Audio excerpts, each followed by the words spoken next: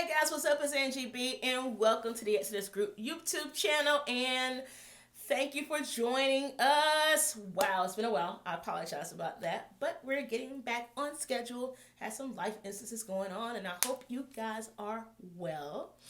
So, as usual, please hit that like and subscribe button because as we come up with more content, I would love for you to see it first and be able to comment below. I make sure I respond to all y'all's comments, so make sure you do comment below. Thank you guys for your support. I really appreciate it. And wow, let's get started about talking about something that I really did find out on the break. I had a couple of extra Jehovah's Witnesses hit me up on Instagram. Hi guys! You can follow me on Instagram as well. I do respond a little bit faster on Instagram than I do on YouTube. But definitely had some people hit me up on Instagram with their concerns and want to tell their story. Oh, and if you are willing, if you really want to, I am looking for people to tell their story on my channel. So if you want to tell your story on my channel, please hit me up in the comments or DM me on Instagram, all right? So today we're going to talk about the 5 common things that I hear most of us say when we come out of this organization, all right? And these are just common, meaning that most of us feel this way coming out. And yeah, I just want to let you know because you're not alone in this. And that's the first one. Most of us feel alone in the transition. Wow. I know when I was in and coming out way back when, seems like years ago, which it was, but when I was coming out of the organization, I remember them adamantly saying that you couldn't talk to anybody in the organization and you weren't supposed to talk to anybody in this fellowship either. And so for 15 years, I did hold fast to that. I did not talk to anyone. I might have talked to a couple of ones that were disfellowship, but I did not talk to anyone about the organization, about any those who were in, those who were out. Maybe I talked to my mother on occasion. And then one day my friend literally had to pull up YouTube for me and make me watch something. And that just busted the gates open, floodgates open. But during that time, you feel alone. I felt alone. I still do feel alone sometimes, especially around holiday season. I mean, you know, everybody else is hanging out with their parents and my parents are shunning me. Ooh.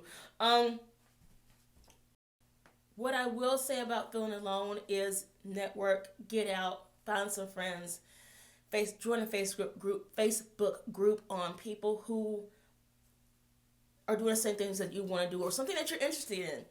I tell you, I've joined a band, I've joined Toastmasters, I've joined so many groups of just many things that I just kind of want to do that were just fun, that I literally just was able to make friends that way.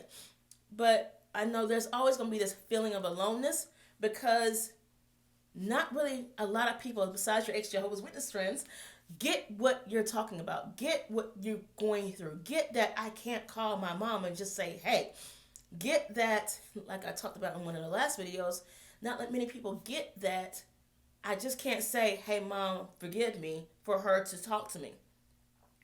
So a lot of us feel alone. If you feel too alone, I do suggest therapy. I do suggest life coaching. I am offering free life coaching classes, 20-minute sessions if you would like. Again, DM me in the comments below or hit it up on Instagram. But definitely just, you're not alone. You are not alone. You're not the only one going through this transition. You're not the only one feeling this way. And yes, while the world might not understand what you're going through, there are plenty of us out there that do. I strongly suggest, join the ex-Jehovah's Witness Facebook group. If you have to, create a fake page or what have you, if you're physically in and mentally out. But do what you have to do to get that community around you. The second thing that I hear a lot of us say once we come out of the organization is they're actually surprised their family are shutting them. I just got off a phone call with a sister the other day, and she was telling me her story, and it was so interesting. She had faded And even while she was faded, her parents would talk to her, what have you. Her parents would definitely just watch her children.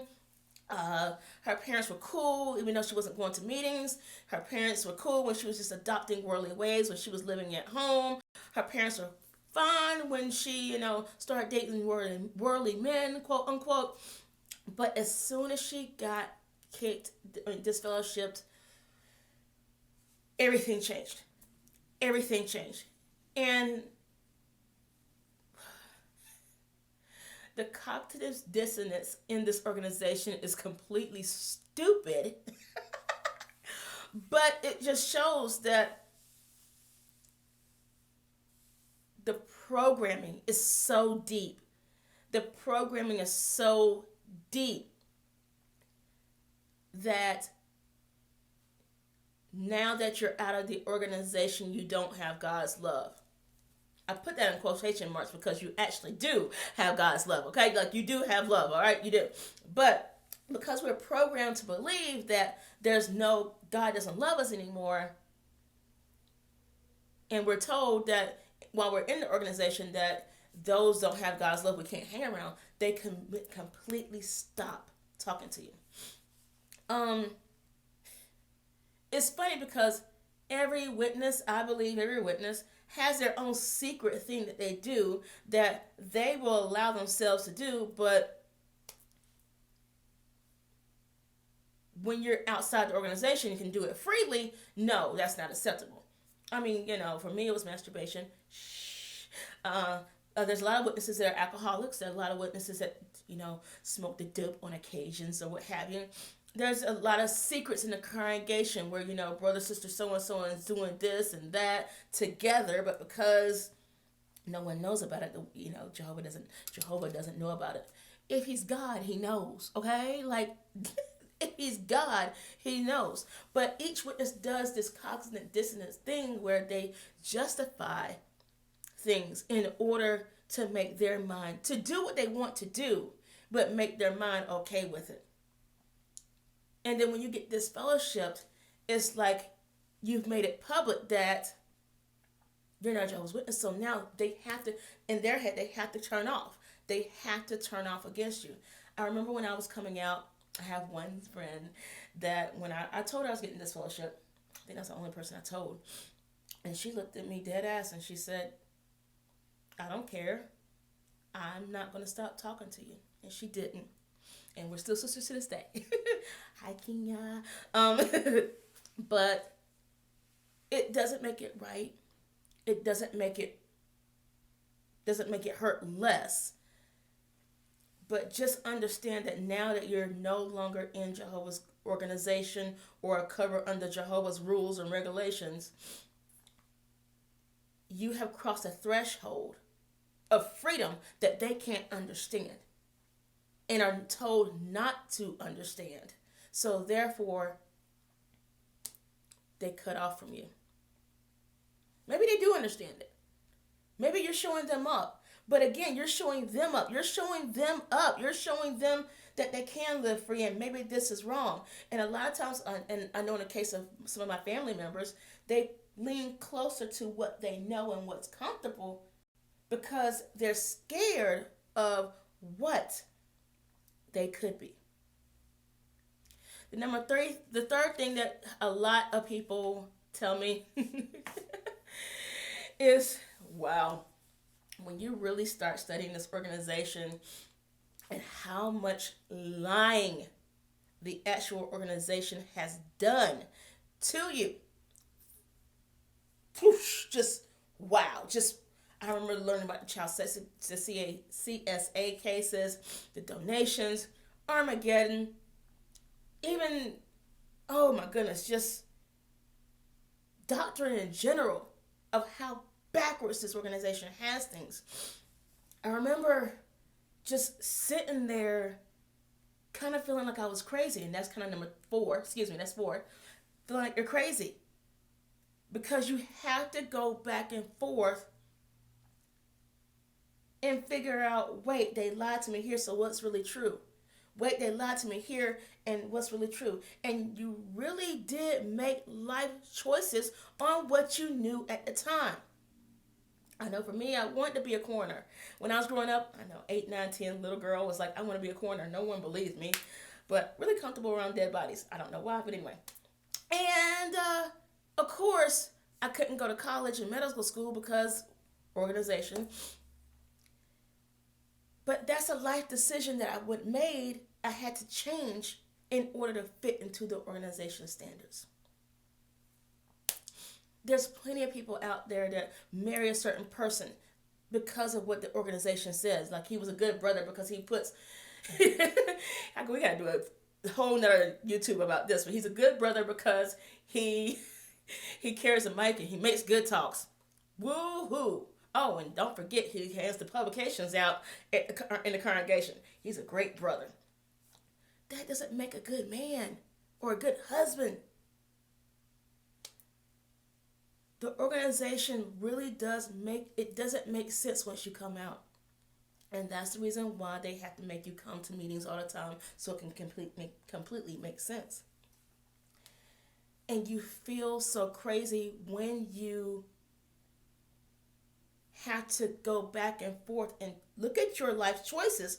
This is the choice I made because of the knowledge I had at the time. But this is what really is reality. Now what do I do? Now how do I change? How do I move forward? How do I grow forward? How do I grow forward?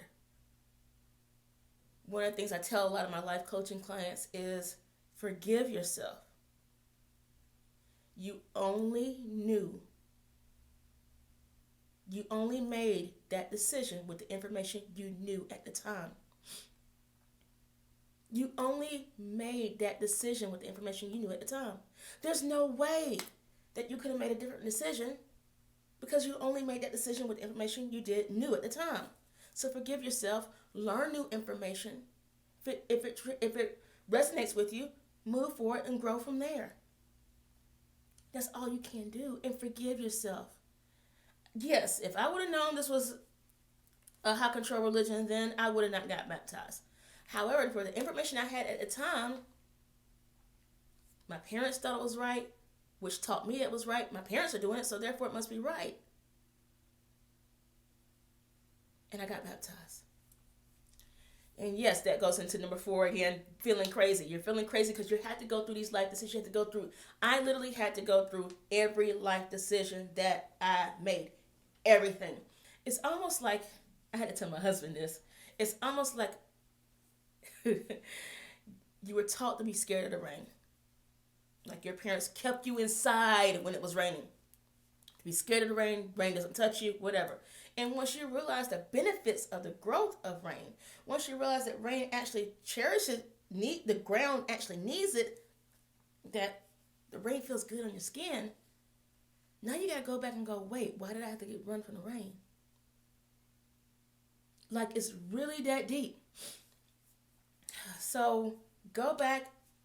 We can go talk about that in your life coaching class as well. What decisions that you have to refocus on. And yeah. And it's okay to go back and look at every decision and change your viewpoint. Get new information and change your viewpoint. The last and final thing that I hear so much and what I suffer from too, even currently, is feeling so behind. Oh my goodness, I feel so behind. I felt behind. I still feel behind. Because again, being a witness or growing up in the organization, we weren't able to fail, challenge our beliefs, fail forward, whatever. We were given what we were given and told to do that. So now that we're out, a lot of things that the children of the world, quote unquote, know now is because they got to experience life. We're out here going, oh, let's go to prom. Just so much stuff that we haven't done that we go out and go do, which I do strongly suggest you go do. But you go out and go do because you need that freedom, and it's just amazing. But even in college, I was behind. Even, I was the oldest one in college. Even whatever, oldest one having children, oldest one whatever, because I didn't get to have the childhood that I deserved. And I had to relive that childhood. And you people kind of look at you, hey, why don't you get that? And I'm like, I was sheltered as a kid, or I'll tell people I was raised in a high control religion. I didn't get to experience that. Will you please help me and teach me this? And yes, it does. People do kind of look at you like you're weird, okay? For me personally, I just come out and say it. I don't care anymore. It's part of my story. It's part of me. So therefore, help me out. Help me out with finances. I don't get it. Help me out with fitness. I don't get it. Help me out with whatever, because I don't get it. I was taught the world was going to end, so therefore, I didn't have to do this. It's okay to be honest and go, help me out with this. Totally fine. So yeah, these are a couple of things that most of us do feel coming out of the organization. If you want to add one down there, let me know. Comment below. Come on the show. Let's talk about what yours were and still are, and how you dealt with them and how you conquered those feelings of fear. Yeah, feelings of fear also, I think, if we're going to add number 6, is another thing, because we were all, at least in my case, I was taught to fear everything. Everything. So now, going out there and not fearing everything for a change is a big deal. Big deal. So, you heard me talk about my life coaching classes. Make sure you guys DM me or comment in below. I am offering free life coaching classes to ex-Jehovah's Witnesses. I am certified as a life coach now. Yay! So, definitely want you to change that mindset. Assist you in changing that mindset and living the life you deserve finally. You're stronger than you think. I'll talk to you guys soon. Bye.